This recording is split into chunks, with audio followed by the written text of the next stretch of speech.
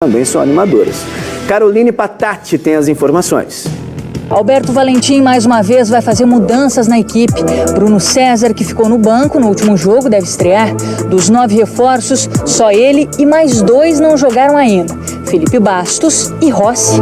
Tem alguns jogadores ainda à disposição dele aí que ainda tem que fazer a estreia, né? E que tenho certeza que vai nos ajudar muito. E o mais importante é quem está à disposição, está dando o seu melhor para que as vitórias possam vir e a gente seguir com essa invencibilidade aí por muito tempo. Quem também volta a ficar à disposição é o atacante Rildo.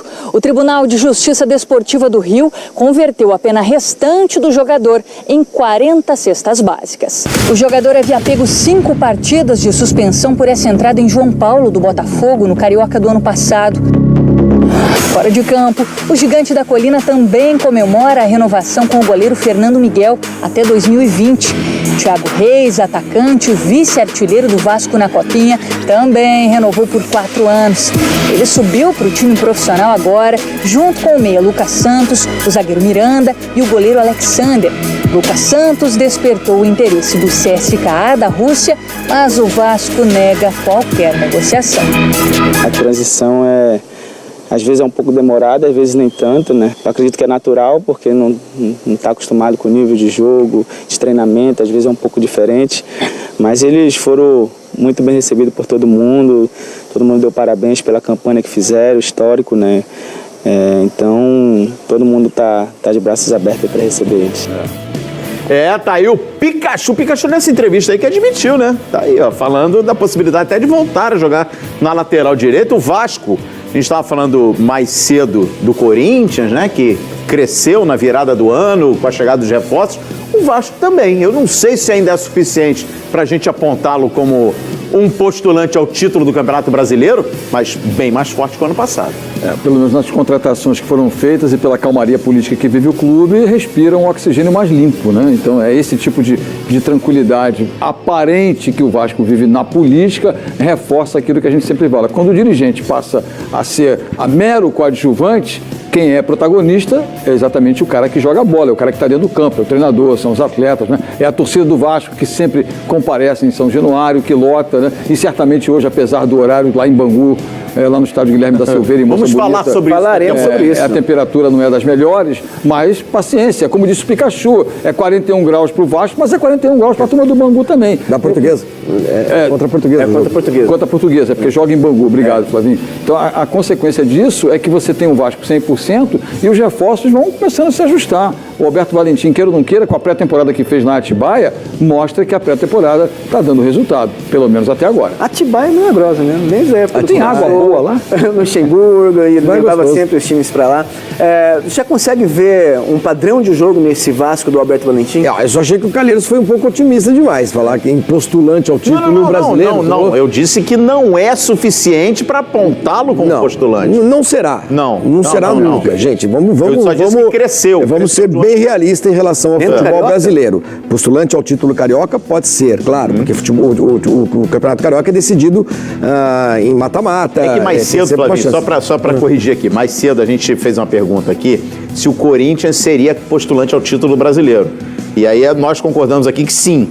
Aí eu falei, aí o que eu quis dizer foi justamente, eu acho que não ao ponto do Corinthians, nesse momento já ser apontado como um dos candidatos, mas o Vasco cresceu, né? Não será.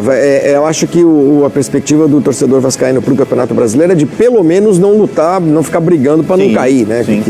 Agora, os maiores reforços do Vasco, na minha visão, foram os jogadores que permaneceram no time.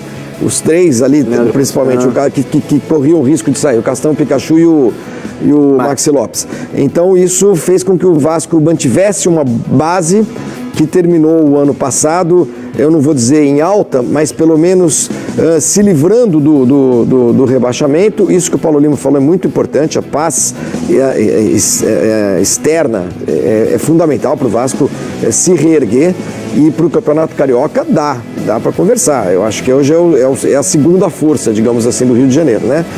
Pelo que vem jogando, pelas vitórias e pelo fato de estar um pouquinho mais em paz e ter uma torcida muito atuante. Agora, o torcedor do Vasco tem de ser realista, tem de entender que esse processo de reconstrução do Vasco é um processo que vai levar alguns anos, desde que façam tudo direito, para que o Vasco volte a ser o que sempre foi. Boa. Tô contigo, Flávio. Tô contigo. Eu penso exatamente assim também, com relação aí às principais competições. Aliás, já na semana que vem, porque o Vasco joga hoje contra a Portuguesa, no final de semana tem um clássico com o Fluminense, e na outra quarta-feira, o Juazeirense estreia na Copa do Brasil, naquele sistema, né? Tem que ganhar, fora de casa. Senão, já vai rodar. Olha o exemplo do Botafogo, hein? Ano passado. Então o Vasco tem que abrir o olho, sim, mas tá com uma equipe aí para, quem sabe, avançar também, fazer a campanha na Copa do Brasil. Vamos dar uma olhada no provável time do Vasco para esse jogo à tarde, moça bonita. Rapaz, que calor, hein? Fernando Miguel, Cláudio Vinck, Luiz Gustavo, Ricardo Henrique, Bruno Ritter, Raul e Dudu, Iago Pikachu, o Ribamar e o Moretti. Você repare que são várias mudanças, né?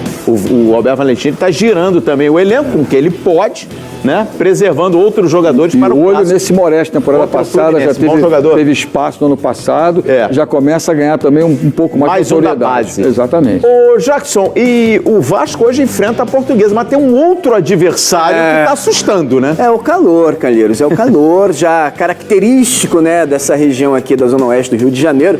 A gente foi conversar com personagens do Bangu. O jogo é contra a Portuguesa, mas quem trabalha no dia a dia lá são os jogadores do Bangu. O maçarico de moça bonita já tá quente aqui.